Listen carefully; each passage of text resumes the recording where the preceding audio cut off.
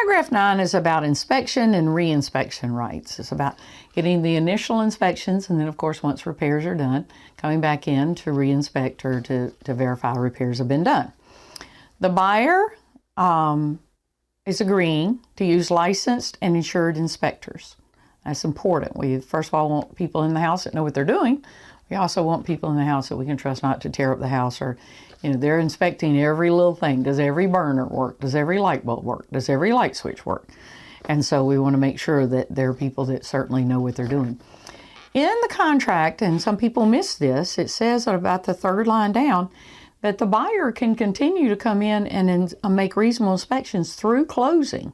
So once the inspectors have left, it doesn't mean that the buyer cannot come in and make upon reasonable notice, of course the seller, they can't just walk in, but can make other inspections.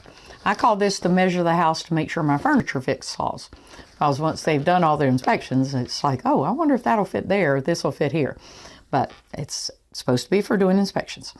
The seller, you have the responsibility to make the property accessible, not reasonably withhold access for them to do inspections. You need to keep the utilities on.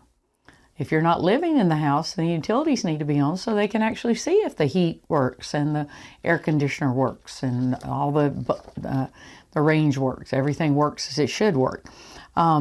If the house is vacant, the seller can take the option. Of course, you need to let them know there's a little box here to check, seller, that you would check and say you have permission to turn on the utilities, but they're not on now. But it is to make the property accessible, reasonable times, and keep the utilities on, or give permission. To protect everyone, there's a mutual indemnification clause. So if the buyer or any of the buyer inspections cause damage, then the buyer, and if it's an inspector, then the buyer will probably tell the inspector they have to fix it. But in any way, the buyer is going to hold the seller harmless for any damage, and vice versa. If something happens that the seller does, for any reason, cause damage to the buyer or the buyer inspections, they'll indemnify each other, and there'll be insurance, or somehow they promise that they will indemnify the other.